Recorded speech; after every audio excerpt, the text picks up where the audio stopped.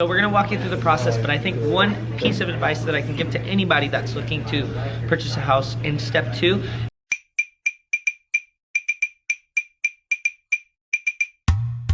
What's going on, everybody, and welcome back to Straightforward Real Estate. My name is Ben. And my name is Chris. And thank you so much for tuning in for step 2 of 5 steps to purchase your house. We talked about getting pre-approved. Chris, why is that so important? That's super important because for a lot of people and mainly for myself as well, the numbers are super important. So you want to figure out how much your budget is, you want to figure out how much your monthly payment's going to be, how much you're paying in insurance. All that stuff is vitally important, which also leads into step 2, which is the home search. So it's definitely important to figure out how much you can qualify for so that you're not wasting your time looking at $1 million homes when you can only qualify for a $500,000 home, if that makes sense. Exactly, and vice versa. Sometimes you may be looking at a home that's cheaper, but in reality, you may be able to qualify for a higher priced home and still get the same payment that you were looking for. So it really saves a lot of time. Make sure that you've got all your ducks in a row with the payment, and then now we're gonna be talking about the home search, which is the fun stuff that we were talking about. Yeah, exactly. So we're gonna walk you through the process, but I think one piece of advice that I can give to anybody that's looking to purchase a house in step 2 is to be very open and very transparent with whoever you're working with. The reason why that is so important is because you want to make sure that they know exactly what you're looking for. So that way they're not sending you homes with a pool if you don't want a pool. So that way they're not sending you homes with, upgraded flooring if you don't want upgraded flooring for whatever reason. That's correct. Yeah, no, it's super important to be transparent with your agent. And if you can't be transparent with your agent, truthful, honest, if you can't trust them, then you probably are gonna need to get a second opinion and interview someone else, because you have to make sure you're comfortable and confident with this person, because it's the biggest transaction of most of our lives, honestly. Sure. So yeah, if you can't be transparent with them, then talk to someone else. But that's big right there, because your agent can't understand you if you're not communicating with them. Exactly. That's huge. Now let's break down the home search a little bit. How do you take your clients through the home search process? So the way that we actually go through the process is first, of course, getting pre-approved. Once we know the monthly payment that you want to stay at, we're going to ask the lender how much house you can buy with that. And what we mean by that is how high can you go on the price of a home and down to make sure that you're below that monthly payment. So with that being said, we're going to be able to talk about what you're looking for in a home. Bedrooms, bathrooms, square footage in the actual size of the home, square footage for the lot of the home, location of the home. The location of the home. You only want to be within a certain year built and up. School district. There's a lot of factors that you're going to need to sit down with your agent one-on-one in the office. Don't do it over the phone, not through email, through text. Meet in person, even at Starbucks, it doesn't matter. Talk about exactly what you need for your next home and set that standard.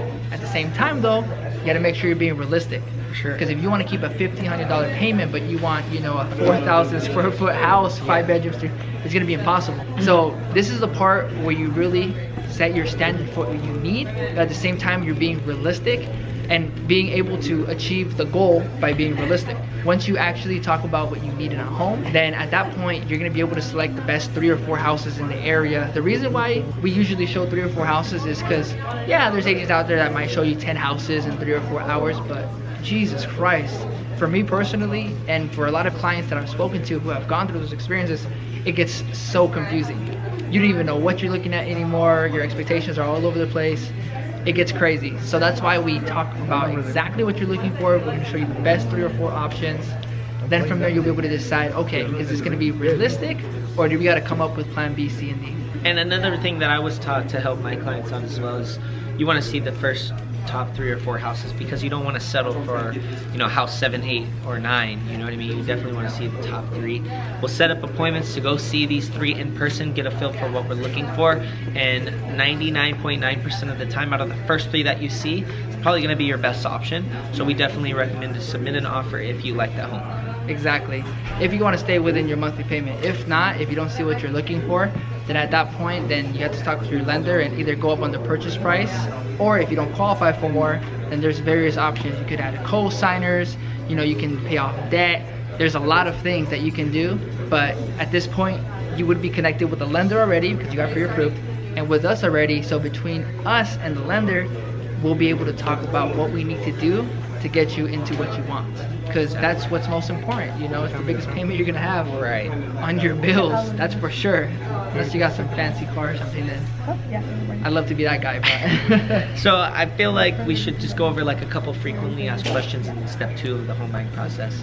How do you determine how many houses are in the area? Like, I mean, where do you look for houses, basically? For people that don't know what agents actually do, how does an agent help find a house for a client?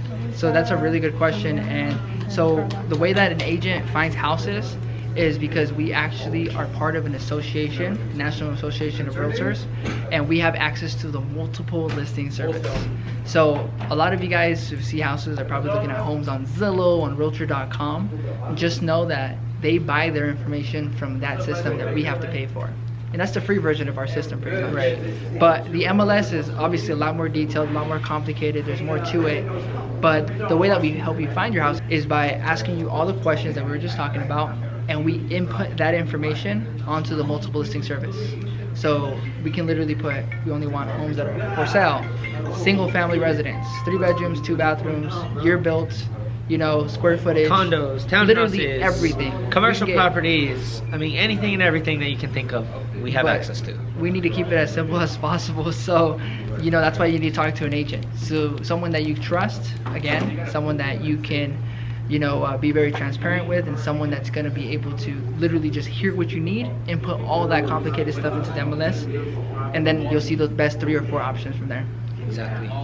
I think that pretty much sums up step number 2. Step number 3 is vitally important, but we'll get with that in the next video. So stay tuned for that one. Exactly. If you need to get the best deal and make sure that you're not leaving any money on the table, definitely need to hear step 3, negotiations. We'll talk about that next week. But for now, hopefully you guys got a sense of what the home search part of the process looks. We call it step 2. Make sure, if you haven't checked out step 1, definitely check that out. It's getting pre-approved to buy a house. We talk about how it's important to get through that before you get here. And if you guys have any questions regarding any of the process so far, leave a comment, send us an email, shoot us a text message, whatever works easiest for you, and we'll be definitely happy to help. Exactly. If you guys haven't subscribed yet, make sure to hit that subscribe button. Leave us comments below. If you don't follow us on Instagram, make sure you follow us right here. Other than that, thank you guys so much for checking out our video. We'll see you guys in the next one.